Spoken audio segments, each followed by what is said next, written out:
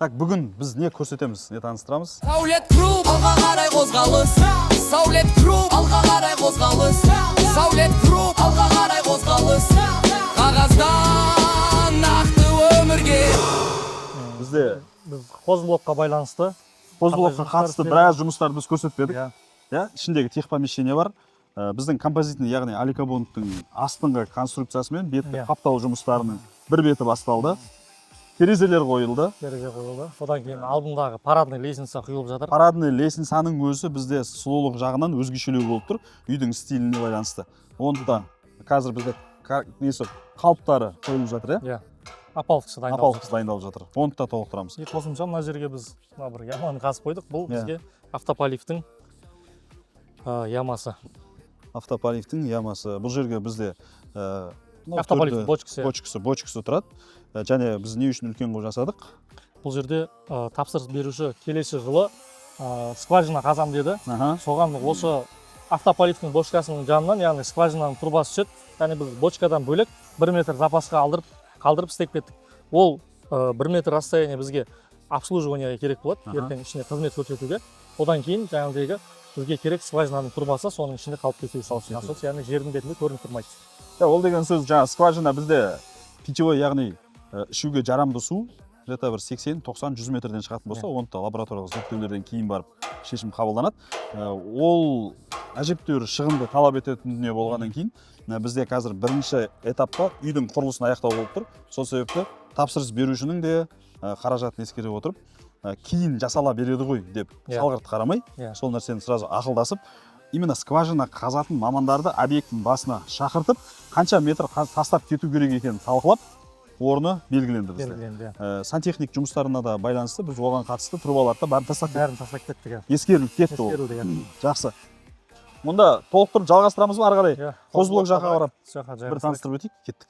Бізде анау қозблокқа келе жатқан кездегі алдыңғы выпускта біз анау дождеприемниктердің барлық траншеялар, трубалар барлығы ашық жатты ғой? Иә, ашық жатты. Осыны да толықтырып кетейік те, жетпей тұрып.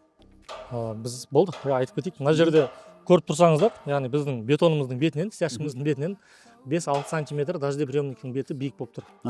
Бұл алдағы уақытта болатын біздегі гранитке және оның астында болатын растворға есептеліп тасталды. Беті бірдей болып кетеді. Беті бірдей болу үшін, яғни біз ертең граниттің бетінде жүрген кезде мына уровень бізде гранитпен бірдей теп-тегіс болып кететін болады. Бізде қазір екі жақтама стяжкалары құйылды. Стяжка құйылды, Бұл стяжканың өзі өлшеммен шықты бізде. Сырт жақпен, жаңағыдай жоғарғы жақпен төменгі жақ бөлікте кішкене уклон бар. Көзге көрінбейтін, білінбейтін уклон бар. Яғни біздің мынау жаңбырдың суы дождеприемник арқылы кететін болса, біздің участокке түсетін сулар осы кішкене уклонмен сыртқа қарай шығып кетеді. Жиналмайды жерде. Көшеге кететін болады. Бұл жерде екінші қосып кететін момент, біз көшеге қарай уклон, үйдің өзіне де бетонға, яғни зиян тимесін, алдағы уақытта су кетпесін деген ниетпен атмосфера қылып біз мына газон жақ қарай да уклон бердік. Алдындағы көрсетіп жүрген брусчатканың отметкасы тұр. Как раз осымен бірдей болады. Мынау жаңағы айтып жатқан бочкамыз. Автополивтің бочкасы. Осы жерге жиналады. Ол енді бочканың объемы бұл участоктың көлеміне байланысты анықталады. 15-20 соттық болатын болса, уже 2 тонналық қойылады. Оның барлығы құрылыстың кезінде ескеріліп, сол мамандармен ақылдасып тасталып кеткен дұрыс болады. Онда мына жақтан бізде енді қалай бар алдың айтқан сияқты процесс солай түсіріледі. Ешқандай дайындық жоқ. Құрылыс болып жатқан жерде осындай кішкене шашылу болады, әр заттар осылай жатады. Мына жақта не бітті бізде? Так, біз кіріп көрсетсек болады. Стяжкамыз кепкен. Бұл жерде қандай жұмыстар жүріп өтті? Бұл бөлме бірінші қандай бөлме екенін түсіндіріп кетейік. Бұл бізде котельный бөлме, яғни қазандық. Мына үйдің, үлкен үйдің және де осы времянканың, яғни хозпостройкамыздың толық жылу жүйесі осы жерге яғни жиналатын болады. Бойлер қойылады, бұл жерге яғни котелдарымыз қойылады деген сияқты. Мына жерде көрсеңіздер, мына гидрострелкаларға трубалар шығарып кеткен.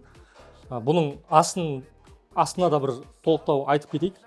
Бізде бірінші фундаментпен бірдей қылып черновой стяжкамызды құйып шықтық. Одан кейін тройка пеноплекс, одан кейін мына жерде теплопотеря болмас үшін біз теплый пол жүргізіп өттік қосымша. Одан кейін барып чистовой стяжкамызды құйдық. Одан кейін тағы бір қосып кететін нәрсе, көп жағдайда бізде штукатурканың үстіне жаңағыдегі трубаларымызды деген сияқты шығарып кетіп жатады. Сонымен арқасында доступ болмай, ол стенаның көрінісі кішкене бір көзге яғни ыңғайсыз көрінеді, артына қол жетпейді деген сияқты істей алмай қалады. Сол үшін біз сразу кафельді қойып, содан кейін барып және сантехниктерге тапсырма бердік трубаларды жүргізіп өтсін деп. Бізде бірінші монтаж жұмыстарын бәрін жүргізіп өтеді. Одан кейін барып әрлеу жұмысына кейін, әрлеу этапына келген кезде ананың артында бізде достық жоқ, мынау жасалып қойған дүниелер бүлінеді, сырылады деген сияқты дүниелер жаңағындай стулға кетеді. Мүмкін даже мынаның өзінің жаңағындай қажетті жұмыс жасауын да бұзып қоюы мүмкін ғой, ұсталар түртіп кетеді, басқа қалады деген сияқты, оның бәрін қадағалау мүмкін емес қой. Жақсы, осылай ескеріп кеткен дұрыс болады. И сосын бізде мынандай аварийный траптар бар, иә? Аварийный траптар. Бұндай жаңағындай мокрый зоналарда мүмкіндігінше аварийный трап тастап кеткен дұрыс болады. Жақсы. Арғы бізде гофрамен кабельдеріміз келген төбеде. Мына жерімізге щит жиналатын болады бізде. Щит осы жерде болады. Яғни әрқайсысы жаңағыдай насосқа, бойлерге, котелға деген сияқты, яғни өзінің ақылдасып автоматтар болады бөлек-бөлек. Оны керек кезде қосамыз, керек кезде өшіреміз деген сияқты. Жақсы, кеттік онда арғы бөлікті сразу көрсетіп өте салайық. Мынау не деген? Так, мынау бізде мастерской. Мастерской. Бұл жерде біз жылу жүйесіне радиаторлар тастап кеттік. Оның да секциясын осы жерде квадратқа есептеп қойылды. Және де қосымша бір раковинаны қойдық. Мына жерде мастерской болған екен жұмыс істеп, қолды сразу жуып, яғни жылы мұздай су келетін болады. Сразу шығып кетті. Бұл жердің сразу чистовой стяжкасын құйдық бірден. Бірақ астына қалыңдығы 3 сантиметрлік пеноплекс тастадық. Өйткені қыстың күні де жұмыс істеуге, яғни аяқтан зәг өтпеу үшін, ыңғайлы болу үшін, комфорт болу үшін. И бұл жерде бізде теплый пол қылмаған себебіміз мастерской болғаннан кейін ертең қосымша станоктар аяқтары, ножкалары жаңағындай полға бекітілу вероятность болғаннан кейін ол жерде зақымдану мүмкін. Сол үшін полдың шлангілерін тесіп кету қаупі бар. Радиатор одан кейін осы жерде бір нәрсені толықтырып өтейік. Теплый полға қатысты, именно оны алдағы уақытта сантехник өзі де айтатын болады. Теплый полдың жаңағыдай именно турбаларын тастаған кезде көп жағдайда бізде взял қысыммен, яғни байлап шығады.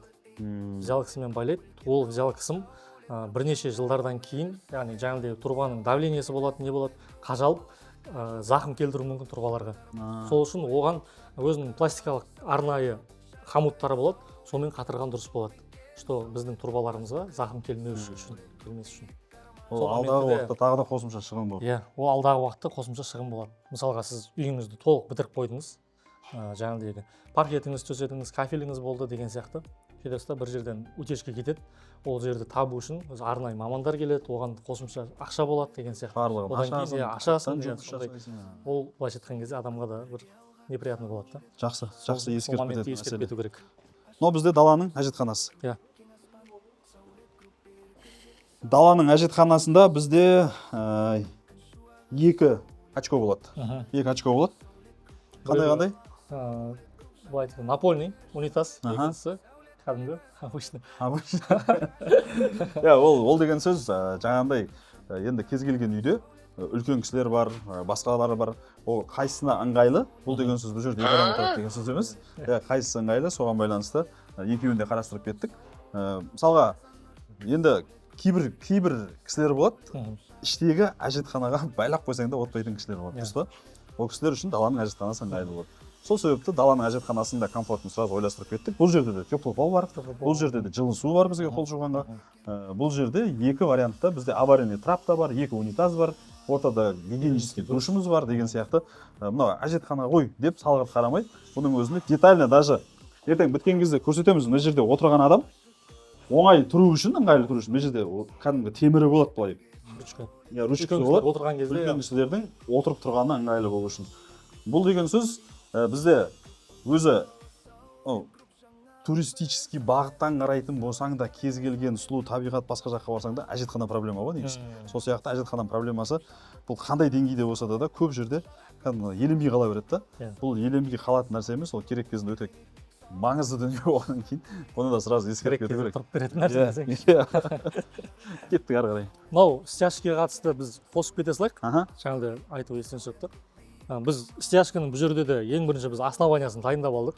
Яғни стяжканың қалыңдығы 10 сантиметр біздегі болған. Оның астына щебень төседік. Щебень не үшін? Яғни цементный малыши кетпеу үшін. Оның бетіне VR сетка, 4 толщинадағы VR сетка, ячейкасы 15-15, соны тастап, одан алдым біз полный топырағымызды жаңа кенгуру деп айтады сол арнасында сонымен яғни Трамбок істеп шықтық. Содан кейін барып жаңағыдегі шебінді стяжканы тастап кейін немізді сеткамызды тастап содан кейін стяжкамызды құйып шықтық. Алдыңғы видеоларда көрсеңіздер бізде основной каркасты дайындап қойғанбыз. Одан кейін аликабон істейтін өзінің мамандары келгеннен кейін бізде мына жерде қосымша яғни бір жерлерде 80 сантиметр, бір жерлерде 1 метр деген сияқты қосымша шыққан дүниелер бар. Формасын көрсету үшін. Формаларды көрсету үшін. Соны яғни сварка істейтін кісілермен және аликабондың бригадасымен бірге ақылдаса отырып расчетін шығарып, қазір мына квадратный трубаларымызды сваркалап жатыр. Бізде қазір мынау основной астында конструкция соғылып жатса, бетіндегі уже жабысқаны оң жақ беттегі блоктан бастап көруге болады. Оны да қазір кадрлерді қосып жібереміз. И сосын тағы бір өзгеріс алдыңғы этаптан. Бізде мынау витраж, алюминиевый үлкен панорамный терезелеріміз қойылды, ПВХ-лар қойылды. И бұл жайлы да ақпаратты осыны қойған мамандар, яғни Сұлтан мырзамен толықтырып өтетін боламыз. Сонда да біздің тарапымыздан айтылып кететін дүниелер бар ма мына жерде? Біз уровеньдерге қатысты айтып кетсек болады. Бұл жерде яғни іштегі, қарап тұрсаңыздар, яғни астында витраждың астында зазор бар. Бұл зазор қайдан есептеліп алынды. Іштегі теплый полдың жаңағыдегі астына тасталатын пеноплексіміз бар. Сол одан кейін үстіне тасталатын теплый полдың өзінің трубалары. Соның үстін где-то бір 7-8 сантиметр, яғни стяжкамызбен жауатын боламыз. Соның уровенінен, яғни чистовой стяжкамыздың бетінен бастап біз витраждың астыңғы жағын алдық. Содан қойылды яғни.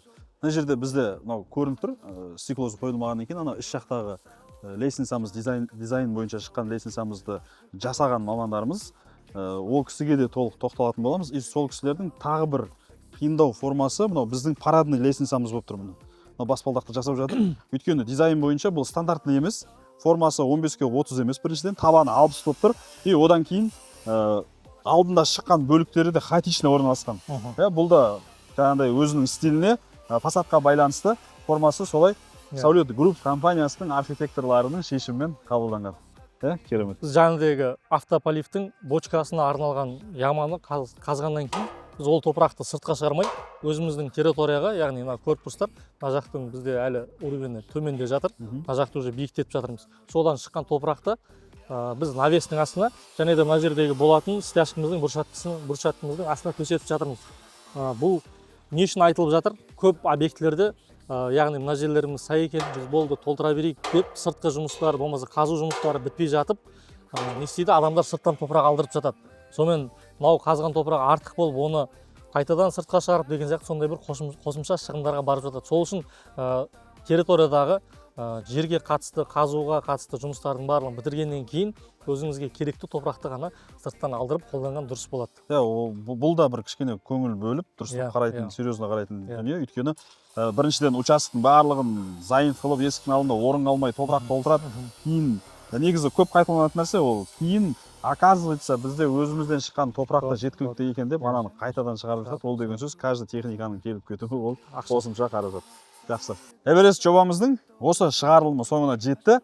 Біздің осы және алдыңғы шығарылымдарға қатысты, осы құрылыстарға кез келген этапқа қатысты сұрақтарыңыз болатын болса, комментарийға жазып кетіңіздер, біз оған міндетті түрде жауап береміз. Ол бойынша объекттің басында толықтырып өтетін боламыз. Сіздермен бірге болған Рүстем Тәліп және Нұрдәулет Алтен. Сәулет көп, шабыт арман, сәулет көп, шабыт